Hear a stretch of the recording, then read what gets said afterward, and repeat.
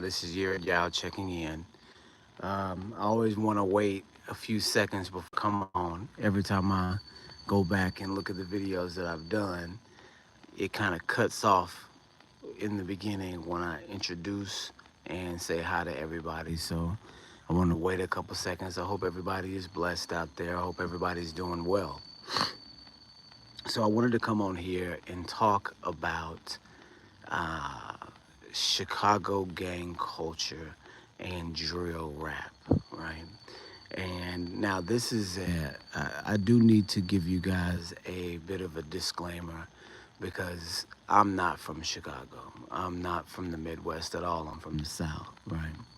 And, the gang culture that's a part of Chicago is not the same gang culture that was in the city where I'm from or any of the surrounding cities. Maybe a little bit spilt over, but it's mostly Chicago where these particular gangs and these style of activities is going on. But from Chicago, the the drill rap scene has basically taken over the country.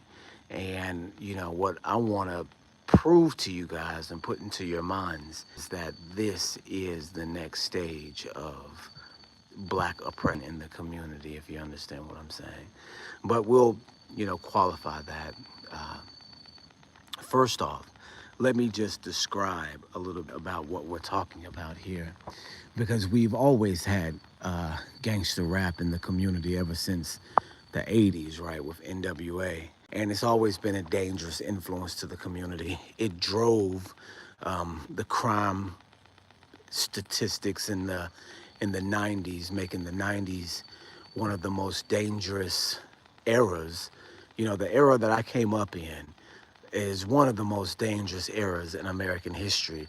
It may be the most dangerous era in American history for, black Americans, if you understand what I mean. Um, the gang culture was really, really, really violent and terrifying. Do you see what I'm saying? Because you have brothers killing brothers over things like colors or blocks or what projects you're from. And these are, not things that either group owns. So it's just fully a psychological tactic, a psychological division that was inserted into the community and that we adopted as a culture. And so this is going back, you know, not to say that there weren't, a certain criminal element in the community anyway, going back a long way. But as we know on this channel, the ability to get guns and the ability to get drugs is not something that our community has ever had access to. It's something that outside communities have to provide. So we know that the American government has provided those drugs and that ammunition for us to fight. In the same way that it did with, Korea, arming the, South Koreans against the North Koreans, right? In the same way it did in Vietnam, um, arming certain, what is it, the rock soldiers? Maybe I'm getting confused. The rock soldiers, I think, are in Korea. The same thing happened in Vietnam, that they, funded certain militias and didn't fund others to create the Civil War atmosphere. It's called destabilization, and it's something that the United States is good at, right? And so this is where we get the war that's going on in the inner city. It's really a psychological manipulation tactic that has been hoisted upon our people. And we know that, we recognize the psychological manipulation because, again, like we talked about in some of our other videos, that there's a spiritual component to these gangs, right? And I have a video, an old video called All, excuse me, you guys, All Gangs Are Cults, right? So all the gangs, the Bloods, the Crips, the GDs, the PDs, all of these different style of gangs are all satanic cults. And it doesn't, you would think to yourself, okay, well, that's a stretch. Where does Satanism play a role in these urban gangs? It's very simple, you guys. All these gangs fall under a particular star, right?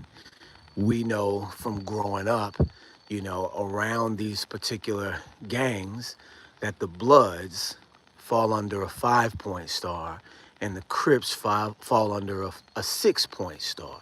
This is the different stars that the Bloods and the Crips fall under. And if we recognize the symbology there, we can look at Amos chapter 5. I think it's verse 26. But if I'm wrong about that, don't quote me. So I'm not going to give an address, but I know it's Amos, and I believe it's chapter 5.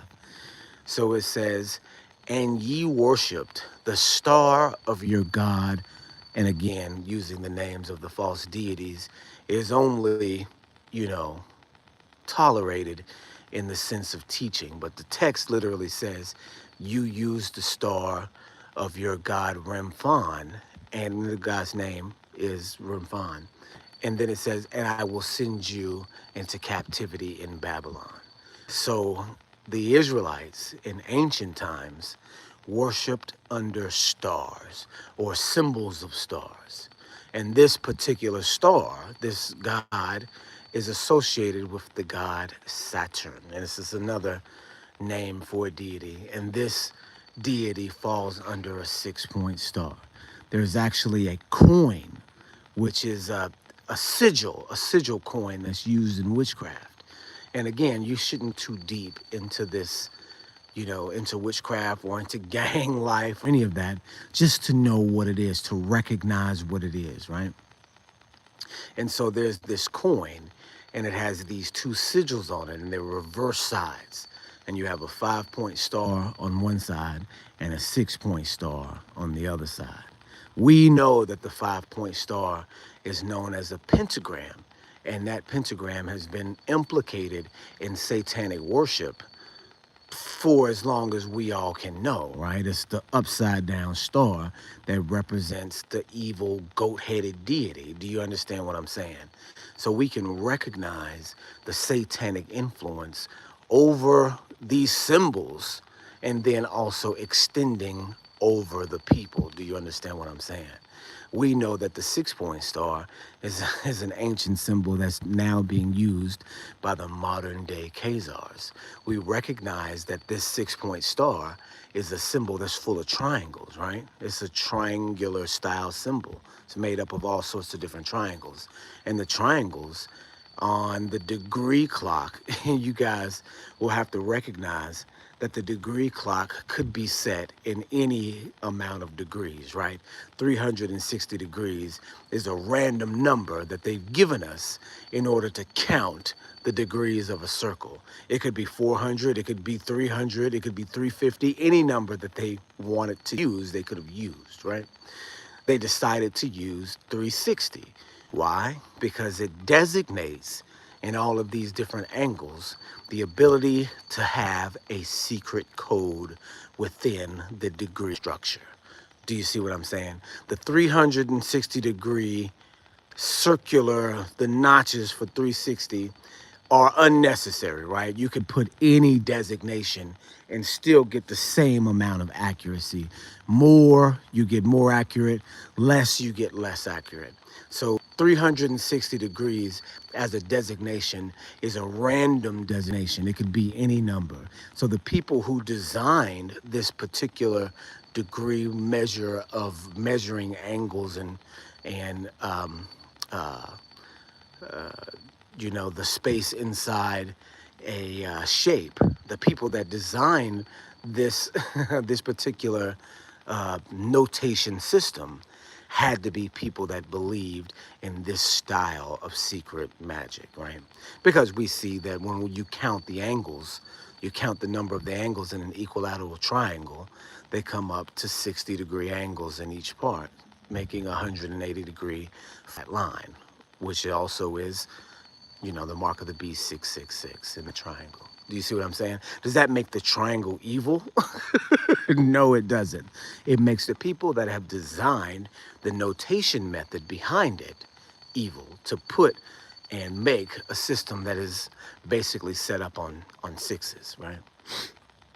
So we recognize this as a sign, and that sign on the Ashkenazi people, the false Jews that are in Israel now, that sign on them is a mark of the beast, and they wave that sign proudly.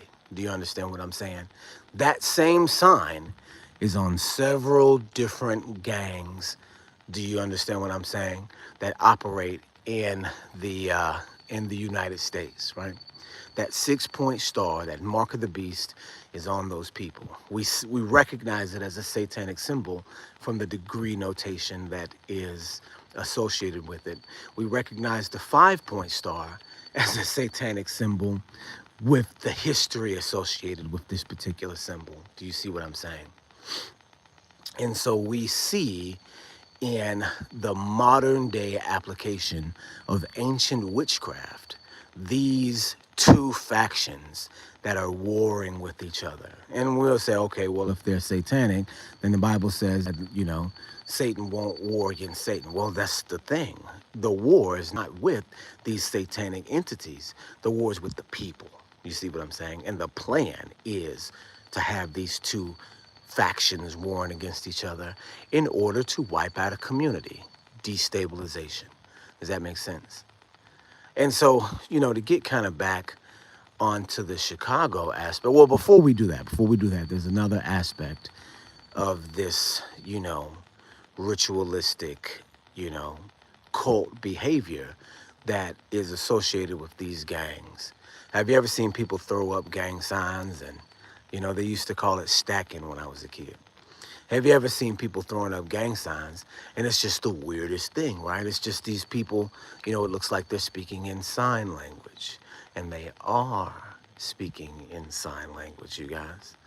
The scripture says, he that winketh with the eye, he that teaches with his feet, and this is in Proverbs chapter 7, I believe, he speaketh with his fingers.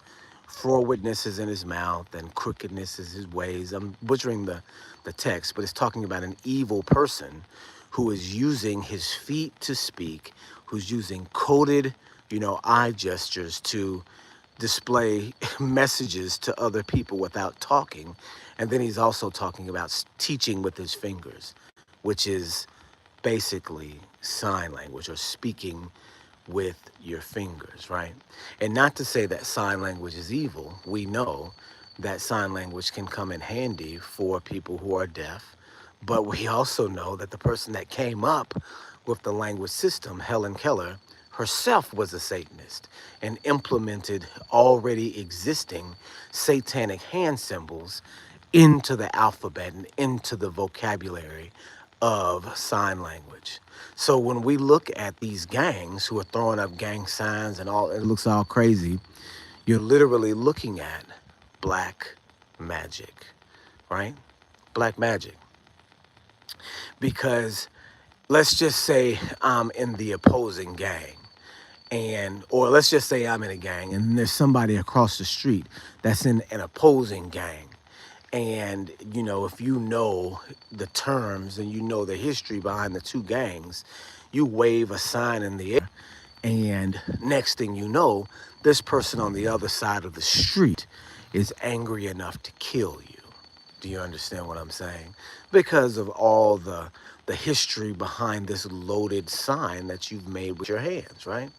It's witchcraft, because it's literally using a gesture to control the behaviors of a person that's all the way over there. We know the definition of witchcraft is manipulation. Manipulation without talking or touching. Do you see what I'm saying? Being able to impose your will on someone else. It's a wicked, wicked thing. And this is the root behind these magic symbols that you're using with your hands in order to control the emotions of the person that's on the other side of you, in the opposite gang or in the opposite faction. Do you see what I'm saying? So This component is a component of all gangs, right? And all satanic cults too. This is something that we didn't know, but they use secret hand gestures and symbols in order to display their allegiance without doing it in public, about the spirit of truth being in the world since the Messiah left and went to Shamaim, and the spirit of truth exposing Satanism or paganism as Satanism, and it being the enemy in the world today. See that? We know that that's the case. So since that happened, Satanism, paganism had to go underground. And in going underground, they developed all these secret rituals and hand gestures and all of these different things to communicate a message to you without you knowing that that's what's going on. And I'm going a long way around to get to the point, but this is the backdrop for what's happening in the inner city today, in all inner cities, not just Chicago, in all inner cities in America. This is what's happening. This is the style of witchcraft that they're using on our children right now, you guys. And so this is not something that we want to play around with or joke about or pretend that it's not a serious thing or pretend that it's something that we can look over as just a, you know, an off, a natural offshoot of a poverty-stricken community. No, this is something that has been, this is a spell that has been cast on the community, and this is something that we can prove, right? And oh my gosh, I was just talking about something. I think I got off subject. But you know, the gang signs are just, oh, I was going to bring up one particular sign that, you know, we have probably seen all our life if we, you know, are paying attention, and would just not recognize it as a gang sign or as a satanic sign to show allegiance to some, you know, demonic entity, right? And I, you know, don't want to do the hand sign really specific, but this one you guys will recognize. Have you ever seen the pictures of Napoleon and he's got his hand tucked in his jacket like this? You see what I'm saying? He's got his hand tucking off like this with his hand tucked in his jacket. Don't make it seem like I'm trying to do the sign, but you guys have seen it before with his hand tucked into his shirt. You know what I'm saying? I thought to myself, why does, you know, growing up, why is Napoleon, and we're talking about Napoleon as in the French general, which nearly took over the world in the 1800s, right? So we're talking about that Napoleon, Napoleon from history. You guys know I like to qualify the things that I say with things from history that we're already familiar with.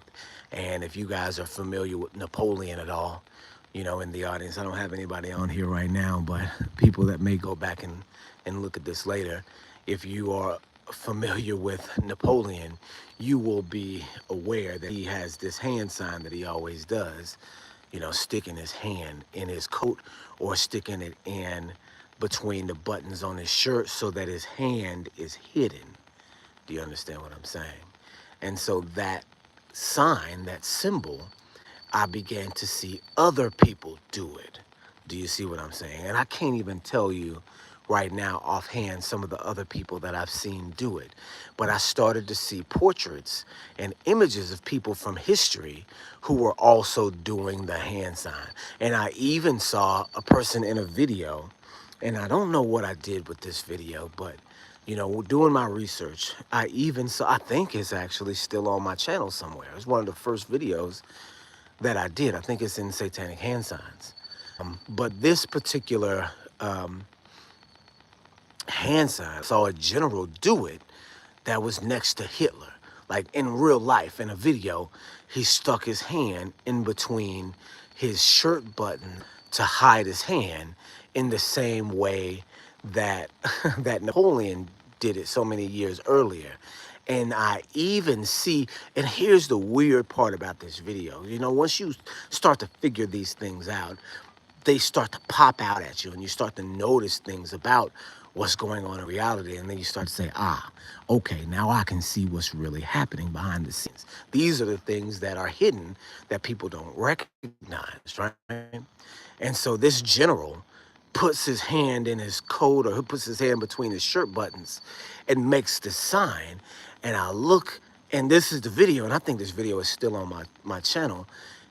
I see Hitler look at him, do the sign, and then see the sign, and then look back up, like the sign got his attention when he did it, as if Hitler recognizes the sign, knows what it means, and then, you know, just put it in his mental Rolodex that this guy is throwing a familiar sign. So he must be a part of whatever is going on behind the scenes, whatever secret mission is behind what you're seeing in public. Do you see what I'm saying? And so that sign is called the hidden hand. And that sign, being the hidden hand, literally represents the devil, right? The hidden hand behind all the events that are going on. And him throwing that particular sign is letting you know that he's a part of this particular group that is orchestrating all these things behind the scenes. So Napoleon then throwing the hand sign, or being depicted with that in that image, means that either he was directly involved with the people that are shaping world events, or his portraiteurs, right? The people that are drawing him like that are using this association to show other people in the world that, hey, Napoleon was one of ours. Do you see what I'm saying? And in such fashion, this is what's happening. I mean, this is seems like a huge tangent, but this is the same thing that's going on in the Black community. When you see these particular signs being thrown, when you see these particular things being said and done, when you see these particular symbols, pay attention, because these are members of a satanic cult. And you want to pay attention, and you also want to stay way far away from it. Do you understand what I'm saying? These are the elements of the cult being shown to you in public, and they can communicate one to another with these symbols and with these signs, and say the things that they couldn't normally say out loud. Do you understand what I'm saying? And so this is the influence that has been put on Chicago, right? This is the all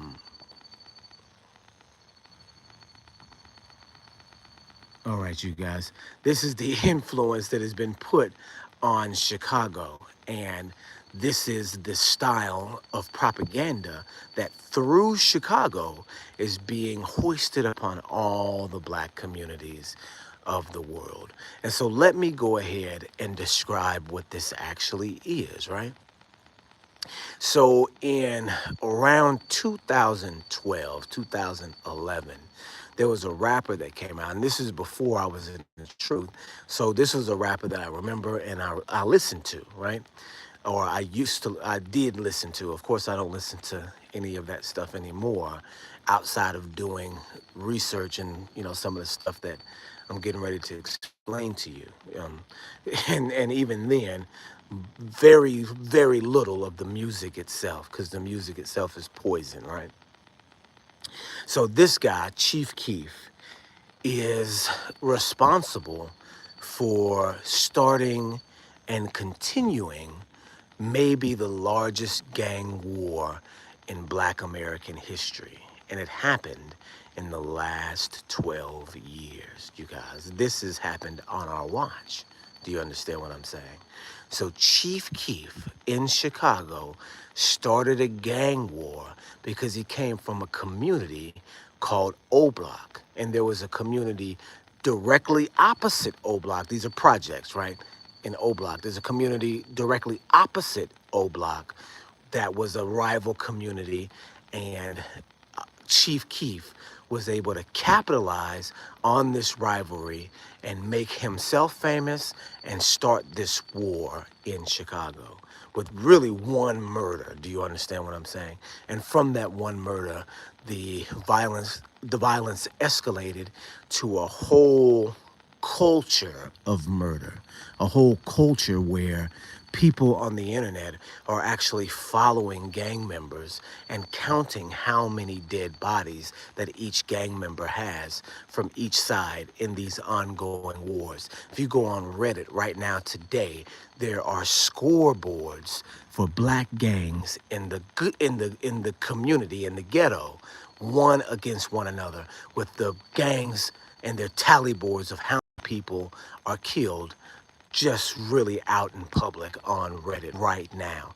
for everybody to see, watch, and know. Do you understand what I'm saying? And we're not talking about small numbers here. We're talking about hundreds of people a year, right? In one city.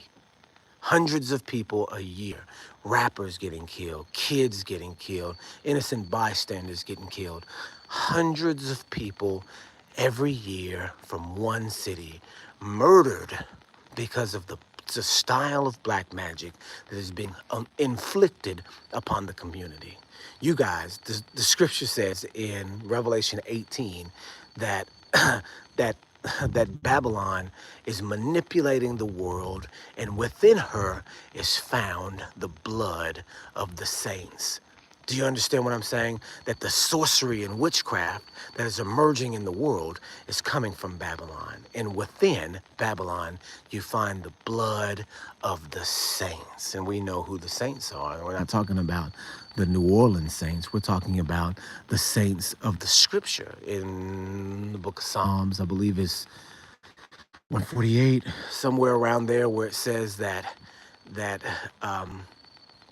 I'm forgetting the scripture, but the scripture goes that even his saints, a people, the children of the saints, even the children of Israel, a people nigh to him, a people close to him, right?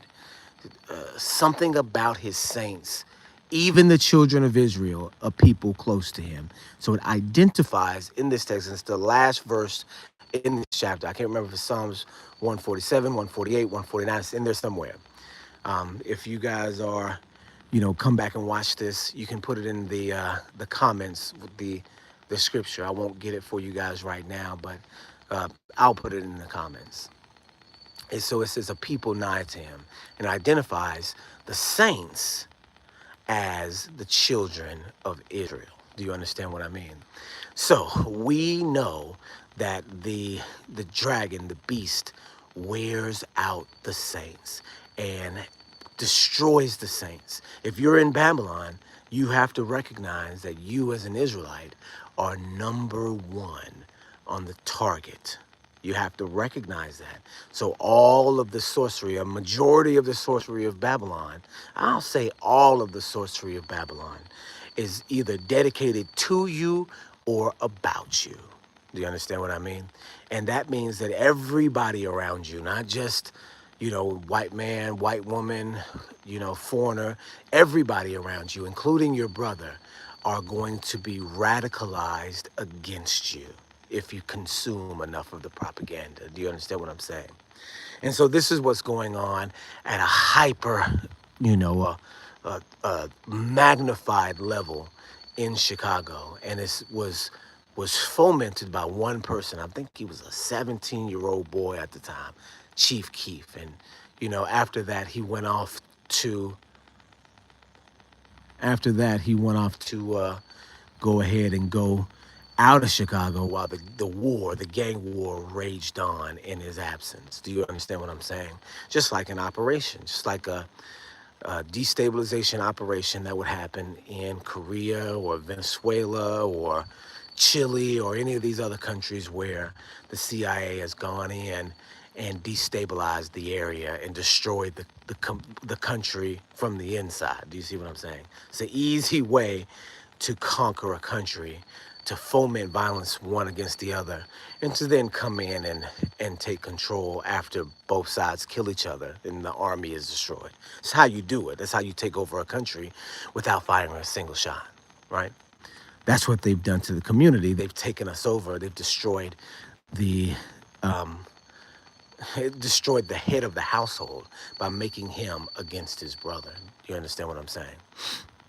And so I do want to also go into the root of this problem, because I don't think that people recognize that it is an outside influence coming in. I think people see the culture in Chicago that has been gang warfare since the 60s and say, oh, Chicago's always been that way. Chicago's always been a dangerous city. It's true. Chicago has always been a dangerous city. But in the past 12 years, it's become a war zone. And these people that were at one point in time, even though having a negative effect on the community, were still protecting the community in a lot of different ways. Now that's not happening. Now you don't have that. You have terrorizing the community from what's going on in the community right now. And you guys are not going to believe this, but the orchestrator of all of these different things, you guys, and you're not going to believe it, right? I don't even want to say it because it's going to sound ridiculous. But the orchestrator of these events, you guys, is Barack Obama. You think I'm playing? You think it's not Barack Obama who started the gang war in Chicago? You think I'm joking about saying that's just like for clickbait or for just something to talk about? You guys. You think it's called O Block for whoever the guy is and the guy that was a gangster that died in that community. No, no, no, no, no. That's Obama. That's Obama Block, you guys. O Block is Obama Block. This is the craziest part about it. Barack is directly connected to this community through his wife, Michelle, right? And so Barack's job in Chicago was community organizer. And so what does that mean, you guys? Does that mean that he's organizing members of the community to give back, to do something positive? No, not this time, you guys. It's organizing the community into factions so that this witchcraft can be implemented on the public at large. It's reorganizing the community into different sections that can be named different things, that can be manipulated into going to war one against the other. Do you understand what I'm saying? And this is how you have a community that can be, called O Block. And I've done research on the community. And if you guys look on Google Maps, there is a liquor store around the corner from O Block, right? And I think it's out of business right now, but had been a staple in the community. And the liquor store, you guys, is called Rothschild Liquors. Now, why in the world would you have Rothschild Liquors in a community across from these projects where now they've become the center of the rap world? If you look now at rap music, this place, O Block, is the center of the rap world because this one guy came from this one community and started this gang war that captivated the youth, in America, with the deaths and the drama and all the other stuff that's going on. That's Obama Block, you guys. Michelle Obama supposedly grew up there. Rothschild Liquor down the street. Barack Obama is a community organizer. The war starts in the middle of Barack's presidency. You guys don't recognize that each president is the president not of the United States of America, but they're the president of Babylon, you guys, of modern Neo-Babylon. And they know it. They're not in some bubble where they don't recognize the events that are going on in their in their small circles, right? Because you look at the style of witchcraft that is actually being leveled upon the entire country. You've got Democrat versus Republican, Democrat blue, Republican red. Do you see how that's very, very similar to the Bloods and the Crips? You have a color coordinated warfare that is actually being hoisted upon the whole public. And in the gang style, in the gang warfare, it's used to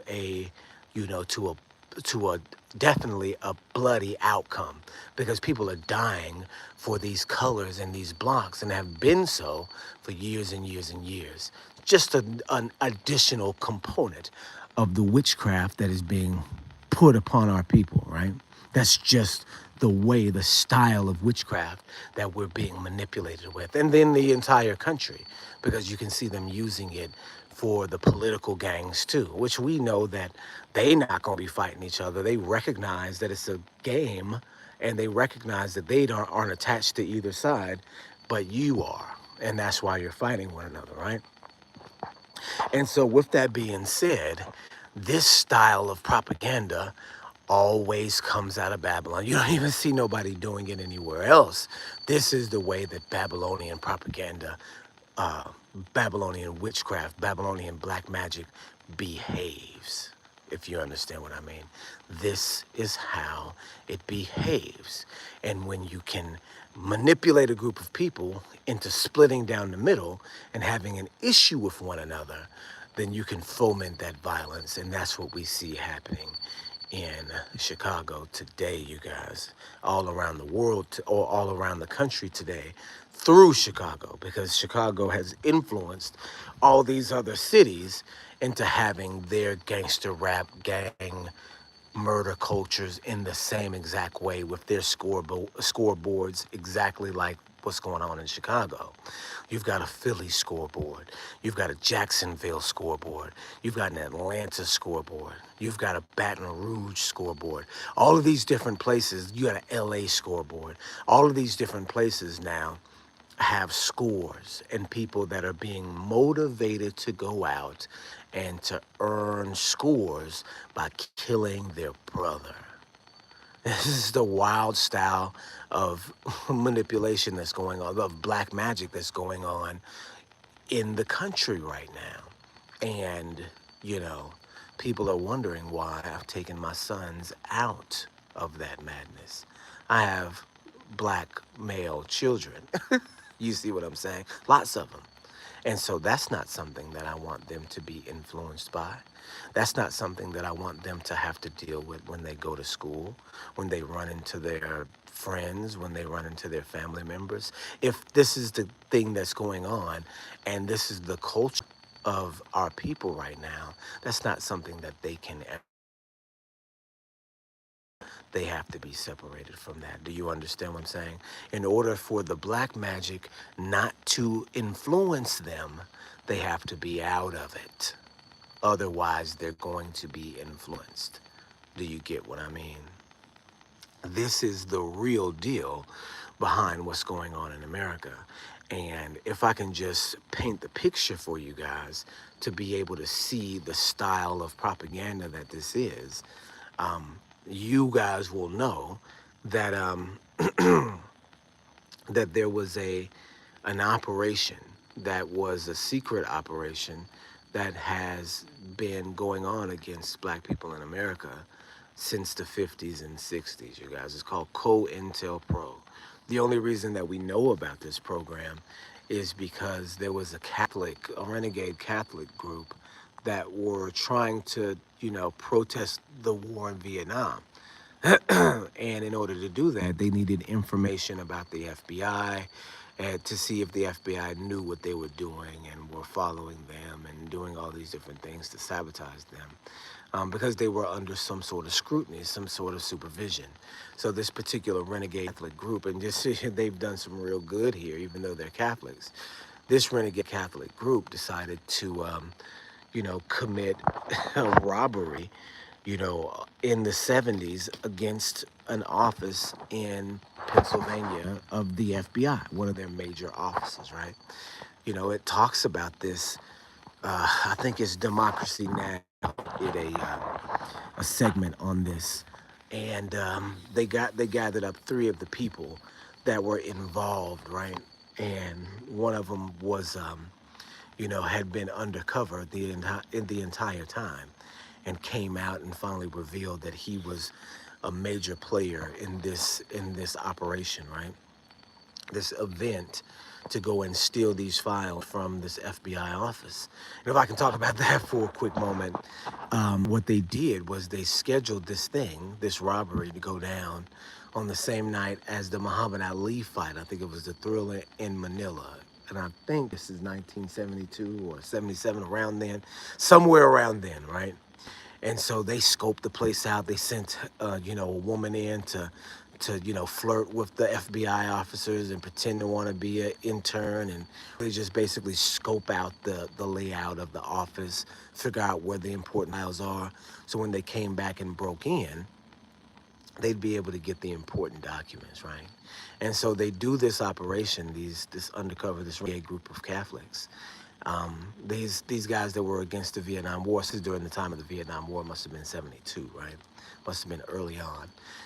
So so this is something that they did. They ended up stealing these files, and what they found, ended up blowing their minds, right? And they reported it, right? What they found was that the FBI was operating a covert surveillance community that was dedicated to surveilling the black community. That you had hundreds of agents countrywide, in every major city, in every major ghetto in that city, dedicated to surveilling that community, as if they were surveilling a community that they were at war with, you guys. The surveillance was so astounding that the way the FBI works is they work through informants. If you've seen Judas and the Black Messiah, all they have to do is find a petty criminal or somebody who is, like a street hustler that's in and out of jail, that doesn't want to be in jail anymore, and they offer them the opportunity to go undercover as a spy in whatever place that they are. So this is how the FBI works. They work using moles or inside men or informants to inform them about what's going on in the community. And so with hundreds, maybe 1,000 FBI agents all across the country, each FBI agent was said to have 5 or 6 informants, and these 5 or 6 informants, with these thousands of FBI agents, or that 1,000 FBI agents, or how many it was, amounted to 1 out of every 6 people that were of age to be in these, communities, being in these gangs or in these, structures of black community. 1 out of every 6 people being an FBI informant, you guys. 1 out of every 6 people. And it's not like that they didn't. There's a guy on YouTube. His name is, I remember his name, but he's the exact same thing as Judas and the Black Messiah was, right? He was just another guy in that scene who had been tapped to be a spy in the community. And he talks about all the murders that he saw and reported on, and that they did nothing on. All the information that he gave to them directly, all the crimes that they directly told him to commit, on behalf of the United States government. Oh, what's going on? Shalom, shalom, my brother. How you doing? I'm just sitting here talking about gang culture in the inner city and the history of it, and how it's like a spell put over the black community. And I'm sure that you are very familiar, my brother, there. But it amounts to 1 out of every 6 people being an FBI informant. And there was this guy on YouTube, I can't remember his name, but he went by the name Othello. And he did like a 2 or 3 part series in the 80s where he himself exposed all of the different things, all of the crimes that he committed, with being an FBI informant and they not doing anything to him, the murders that he witnessed where he would, go and give the FBI the detail of these murders and they would do nothing about it. He's committed arsons and all sorts of things on behalf of the FBI, basically being a criminal that was in this extensive underground network that's sponsored by the United States government, you guys. This is a guy on YouTube, and he's got this big gap between his teeth. He look like this big old guy. He reminds me almost of O.J. Simpson on there. He's a little bit lighter than O.J. Simpson, but he kind of pushed me in the mind of O.J. Simpson. You guys, if you look for it, or my brother, if you look for it, you'll find it, right? But yeah, he just lays it out all on the line that he was an informant for the FBI, and he actually ended up being a criminal for the FBI. And this is what that group discovered in the FBI headquarters, that the operation was nationwide, in every black community, in every large black community in the country, in every large city in the country. They had FBI informants all through there that weren't taking down drug crews, that weren't taking down gangs, but that were fomenting the violence in the gangs. And if we will understand that we've been surveilled as a community like this since the 60s, then that means that they have done an extensive training on the things that our community likes, the things that our community don't like, and how to manipulate the community, you guys. This is what the FBI was created for, to surveil the number one enemy, which is the black man in America, which is the Hebrew man in America.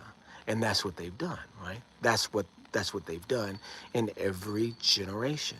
If you look at the 70s, if you look at the 60s, it was the Civil Rights Movement, and the Civil Rights Movement spurred the government to have to watch people so close, because look at what almost happened.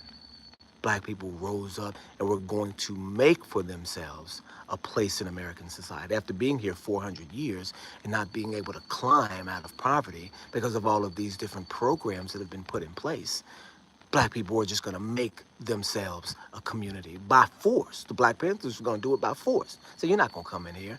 We're armed, we're educated, and you're not going to put the same style of oppression on us that you had been getting away with already for, by that time, 350 years.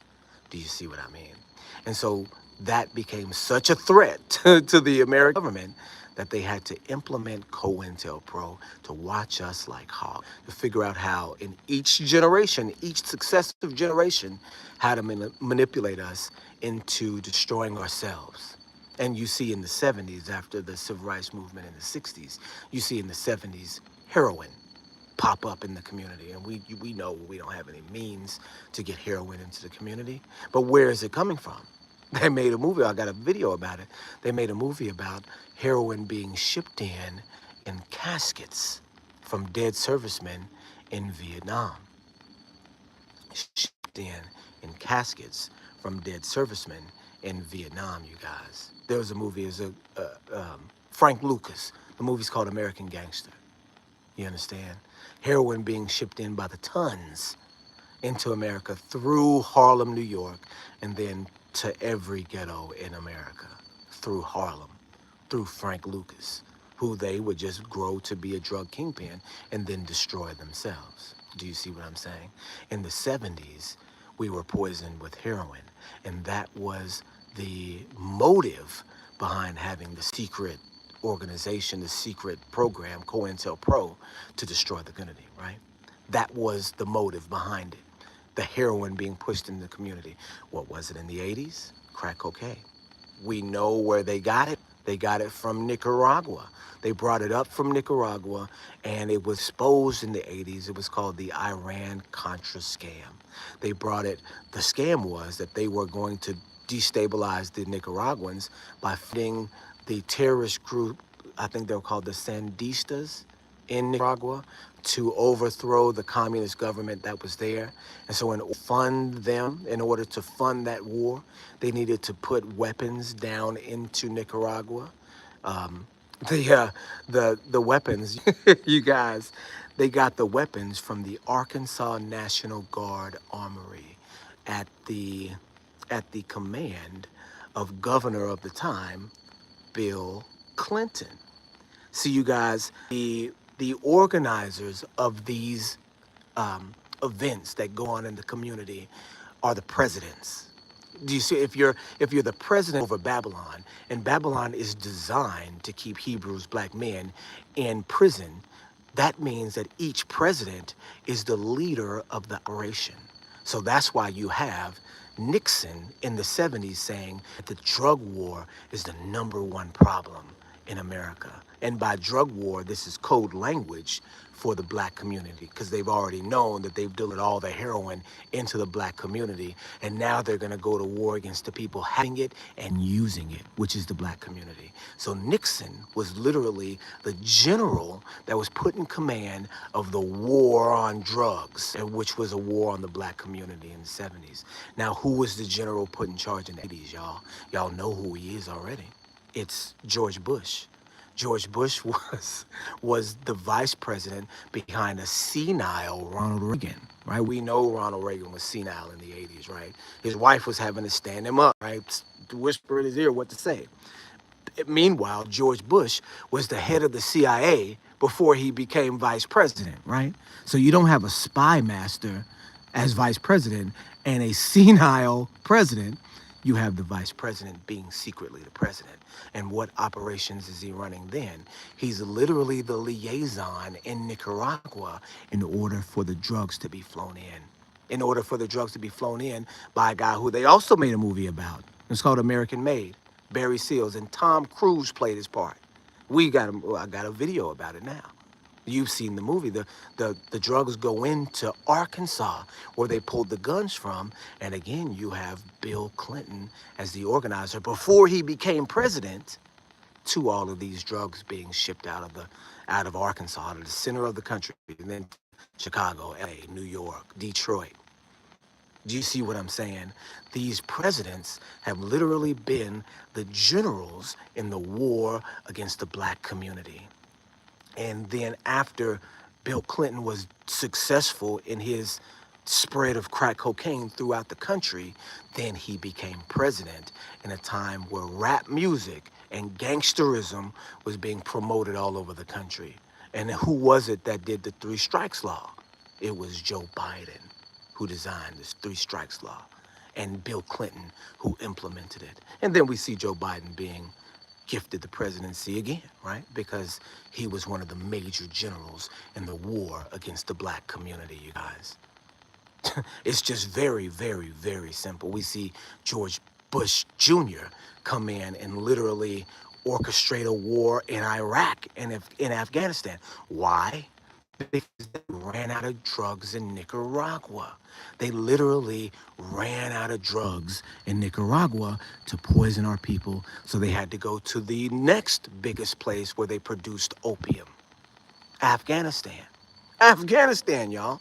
We were shipping, before we got to Iraq and Afghanistan, the Afghanis saw us coming. So they burnt all of the poppy plants, right? Wasted like $1 billion worth of opium, right? And this is what you make, heroin, not cocaine, but this is what you make heroin out of, I believe. And then a bunch of the other strong drugs. The prescription pills, the opioid epidemic that we have been facing since we've been in Iraq and Afghanistan. This is literally where the opium is coming from. The U.S. military bringing it back to the community. Do you see what I'm? This is the style of governance that we have in America. Literally a war against the population, and particularly the black population. Do you understand what I'm saying? So once they ran out of drugs in Nicaragua, they started this war and fomented the war going towards Iraq and Afghanistan. When the Afghanis saw us, because I was involved in this war, saw us coming, they burnt all their poppy plants and, destroyed about $1 billion worth of poppy plants. And that next crop, wasn't able to produce. But after, the United States military went into Afghanistan, poppy production in that next year after the destroyed year was up 600%. You guys check my statistics on this. Up 600%. So where was all the opium going? Directly into the United States, you guys. Directly into the United States. We know this because after that generation, after the 2000s, comes the opioid epidemic. And you have an opioid epidemic in the black community right now. Do you understand what I mean? And so this is how we can say that the Operation COINTELPRO, after being exposed in the 70s, again went underground and continued to operate, becoming stronger and more deceptive in each generation. Because we know that the gangster rap of the 90s is the drill rap of the 2000s and 2010s and 20s, just magnified on a much grander scale. You guys may or may not know this, but Eazy-E, one of the fathers of gangster rap, was invited to the White House by President Bush. Why? Because he was one of the major contributors to the Republican Party, you guys. But he was one of those undercover informant assets that we're talking about. He was a spy for the government, and his spy job was to foment hatred and war in the community. And it worked. And it was directed by George Bush. You guys don't understand that Eazy-E is a product of Bush's America, a direct product. You guys go look this up. I'm not joking, I'm not playing. Eazy-E was a contributor to the Republican Party and was invited to the White House for his role in the destruction of Black America, you guys. And it worked. It worked and developed into what we see now. The witchcraft that is being spread coming from Chicago and has infected all of these other different countries, you got all these other different cities. And the person that was, and I guess just to go back over it, the person that's responsible for building and distributing and strengthening this mindset in Chicago is Barack Obama. Barack Obama. O-Block is Obama's block, you guys. We know that he's a community organizer. We know that the things that he did in the community separated the communities along different lines. We know that the inner city programs that were in Chicago for the children to go to vanished during his time as president. You guys, we know that Michelle Obama was supposedly raised in O-Block. We know there's Rothschild Liquors. It's like the center of the community, in that community, linking them to Ashkenazi Judaism at a very, very, very high level. We know that that particular style and brand of gangster music has infected the entire United States Black community in every single city that you go to. Every single major city that you go to. We know these things to be a fact. We know them to be a fact.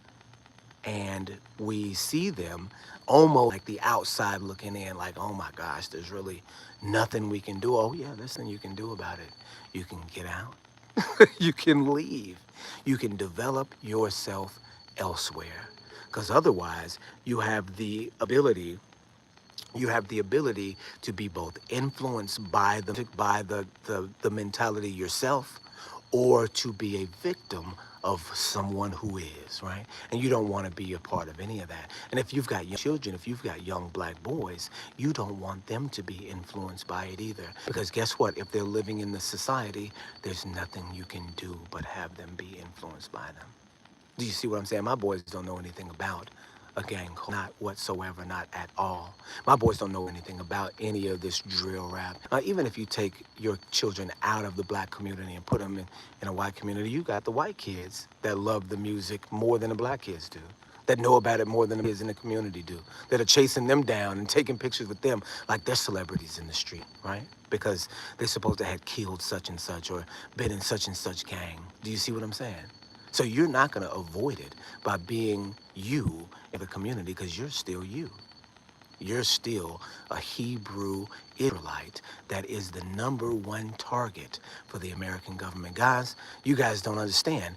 If you would have came out of America in the 70s, you'd have missed heroin. If there's a community called Dimona that left from Chicago, literally left from Chicago in the 70s. And this community that's here, they call them Dimona, Israel. This is people under a leader called Ben Ami, right? And there's some false doctrines associated with Ben Ami, and that's not necessarily what we're here to talk about. We're talking about the real deal, true life, following of prophecy and avoiding plague. Do you understand what I'm saying? Avoiding sin in Revelation chapter 18, it says, "Come up out of her, my people. Come out of Babylon, my people, so that you do not experience of her plagues and participate in her sin." This is Revelation chapter 18, verse 3. Verse 3 or 4, maybe 3 and 4. And so literally, we see the community of Dimona, Israel, black Israelites that came out of Chicago in the 70s. They missed heroin, you guys. They went into Africa in the 70s, and none of them are heroin addicted. None of them have the prison experience. None of them have the homeless experience that comes with addiction, right? We have people from my family. My mother has, had, you know, 3 siblings, and now all 3 of them are passed, and it's been because of addiction, alcohol addiction 1, and heroin addiction for 2 others. Do you understand what I'm saying? So my mother's generation directly, her family, her 3 siblings, she's the only one that survived out of that generation from her family, the only one that managed to come out of there without an addiction, without a crippling addiction. If she would have been on a plane, if they would have been on a plane, if they would have been with the Dimona Israelites, they would have missed that and be alive, right? Their children who were affected by their addiction wouldn't have been addicted. Even if you came out, let's just say you came out in the 80s and you still had to deal with heroin. If you came out in the 80s, you would have missed crack. Imagine missing crack. I mean, crack is a household term now for the community because it's so prevalent. Do you understand what I'm saying? So prevalent in the community. Destroyed my generation. Do you know what I mean? The leaders of my generation. Destroyed them. And then if you'd have come out in the 90s, you'd have missed the gang culture that we have now, the drill, the gangster culture that we have in the community now. If you would have came out then, you'd have missed that. Imagine what you're missing coming up, because now it's gangster rap times 100. Imagine what you're missing now. Imagine what you're going to miss, whatever plans that they have for tomorrow. Do you see what I'm saying? Because we see the plans becoming more stronger, more deceptive, more psychological as the decades progress. Also becoming more secretive as the decades progress. So imagine what they have in store for us in America in the future.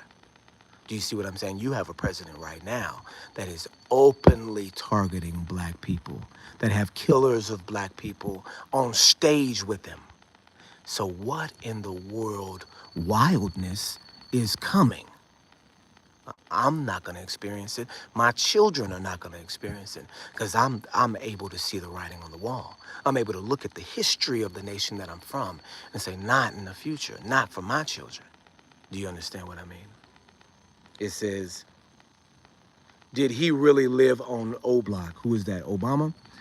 Michelle Obama. This is the history, so-called history of O Block. Is Michelle Obama that grew up in Parkway Gardens, which is now called O Block.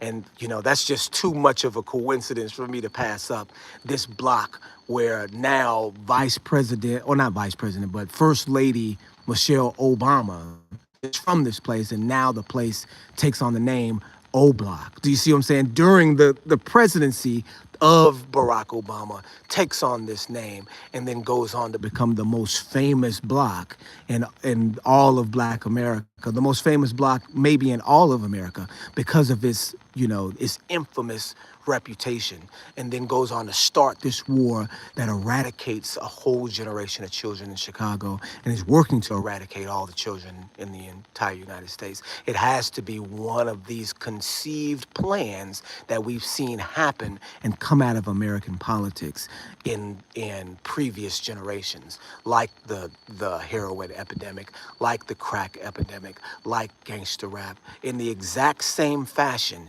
just becoming more magnified, more violent, and more secretive, and really stronger as a psychological effect on our people, because you can't even get away from the culture now. It really literally is all that rap is today. You understand what I'm saying? You don't necessarily have the style of lyricism that you had when we were growing up. Me, I paid attention to the lyrics of the raps. That's not what people are doing now. Now people are counting how many dead bodies does a particular rapper have. And if he doesn't have a certain amount, I'm not going to listen to him. This is the style of propaganda that is hoisted on our people right now, which is a promotion of genocide. You understand? Like a serious, way stronger than just Tupac or NW or any of these other people that, we grew up with. It's on level of pure genocide. Do you understand what I'm saying? Nothing else to it but genocide. And this is coming out of a community that Michelle Obama grew up in, with her husband being a community organizer, right? These are buzzwords for mafia family, political mafia family, with the goal of destroying the black community. But yeah, it says, I didn't know that, but I can see it. Yeah, it is, it's to be honest with you, it would have, if I would have heard this information 12 years ago when I was voting for Obama, I would have never believed it. No, you have to be out your mind. You're saying things that don't even make sense with the things that I know to be true. But the more information you have about a thing, the better you can explain it in the future for what's going to happen. So me not knowing about all of the programs that they had put against the black community in the past, or seeing it disjointed. Do you see what I'm saying? Seeing, okay, we know the CIA, the government was involved in crack, but it could be for this reason, it could be for that reason. We know that the CIA government was involved in heroin smuggling. We know it could be for that. We know they were involved in drugs and guns and all this, but we don't know specifically that it was a plot to destroy the Hebrew people of the United States. The scripture says that the people of Israel are unstoppable if we are obedient to our Father in heaven. Unstoppable as a people. It says one man will chase 10, or 7, it says in Deuteronomy 28. It says if you are disobedient from your Elohim, it's the Hebrew word, then one man will chase 7 of you. Then you will be the tail and they will be the head. We know of it from, oh man, what's the guy's name? He's the prophet in the book Numbers, which sent the, and it's escaping my mind right now. I believe it's like Numbers 21. But he was this prophet that, and I should know this, but I'm drawing a blank right now. Balaam, that's what it is, Balaam. And so Balaam, his whole thing was that he was supposed to curse the children of Israel, but he couldn't because Elohim wouldn't allow him to. This other king was like, well, I need you, you're the greatest prophet that we know of. We need you to curse the children of Israel, so when we go up against them in war, they'll lose in battle. And, Balaam said, I can't do that because Elohim said that I can't do it. But there's another way that you can get them to lose.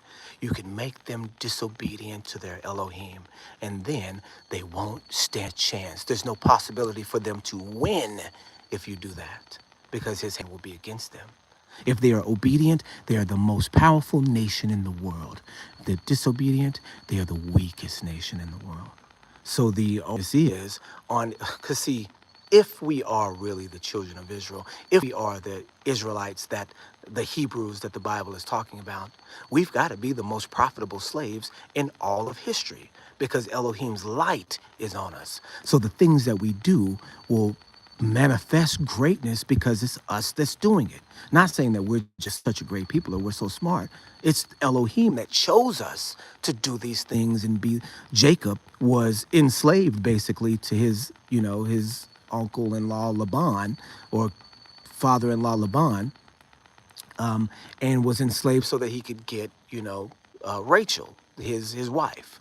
And it was enslaved for 14 years. But during that enslavement, his job was to raise the cattle. And when he did that, he was blessed in it, that he raised much more cattle, even with Laban trying his best to keep him from doing that, taking the good cattle, replacing the cattle, then they would just become even more fruitful. We know that because Elohim's light has shined on us from his word, that anything that we put our hands to will be successful. And we can see that from just our enslavement in America. We could start from the early 1900s where we invented jazz music. There's a jazz radio station in every city in the country right now. And it started from where? Harlem. The Harlem Renaissance in the 20s and the 10s. This is from black people playing improvisational, music, improvisational style music. Call it jazz, right? We know in the next era, after the Great Depression, that it was the blues. And we know people from England came into the Mississippi Delta to copy blues guitar and went on to make rock and roll and metal music and whatever else heavy guitar that they could think of, because we are culture creators. We are music creators. We are able to do this, not because we're so smart or so, creative or whatever it is. It's just because Elohim's light is on us, and whatever we do, people are going to follow. Now what we're doing is creating genocide music, and we have the world watching us. So we have no choice but to be great at the things that we're doing. And we could be great at good, or we could be great at evil. And America is designed, just like Balaam, to instill in us disobedience and evil so that we can't take them over. Because if we are obedient, we become the most powerful nation in the world. We know already that our spending is worth $1 billion in the black community when we don't even spend it on property or business or anything. But we have that $1 billion spending that is just, more than the GDP of most nations. Do you understand what I'm saying? But we never spend it in our community because we are programmed not to. Because our sin, our disobedience, our state of being in America has been propagated to distribute our funds elsewhere. Exactly like the Bible says, right? And these are the things that our community needs to know about America so that we can make a decision in the future. Hey, are there greener pastures? Do I have to put up with all of this psychological propaganda being promoted against me? You know the style of propaganda promoted against you. You saw it in the election that just passed, right? You saw Kamala Harris out there pretending to be a black woman and stealing entire black votes only to be shut down by the person that you knew that they wanted there in the first place. It's all a scam to get you to think that there's hope in this country or that country. There's not. It's just another play. It's just another scam that they pulled on you to be able to control you better than before. Right? Same thing with Obama. Obama's secretly plotting and working against you. Joe Biden, the creator of the three strikes law, the creator of the Biden crime bill that locked up an entire generation of black folks. The creator of prison culture is Joe Biden. The reason why people wearing pants hanging down off their bottoms is because of Joe Biden. You see what I'm saying? So we know for a fact that every iteration of presidency and every generation is going to be aimed at our destruction. No matter what we think about the person, no matter what we think about the country that we live in, the proof is in the pudding. The proof is in history of the nation. Every single generation, going back in the 100 years that we have record of, do you see what I'm saying? Even before then, going back in that 100 years that we have record of, has been deliberate community assassination. And if we stick around and continue to put up with it, it's on us, right? So really, you guys, this is all I got. I want to make sure that I save some of this information because I do want to put out successive videos in the future, kind of breaking down some of these topics individually so that we can get a real good sense and understanding about our history in the country. And when we look at these other places like West Africa, Ghana, which is where I am right now, when we look at these other places like the Philippines or like any of the places in America where people are going to and escaping from, not in America, but for people in America can go to escape to, we can make an educated decision on whether or not we want to participate in the culture that is killing us for so long. You understand what I'm saying, guys? And it's the Bible that's the root of all this, because the Bible is able to identify who you are in your position, where you are, what time period you are, and then what you should do about it. It's also able to identify your enemy. And I say this, not tongue in cheek, but, to say that not every person that is in the United States is the enemy, but you do have to understand that if you're a part of that Babylonian system, you're going to be worked on by the psychology of the Babylonian system, making you adverse to this information and adverse to the things that are going on.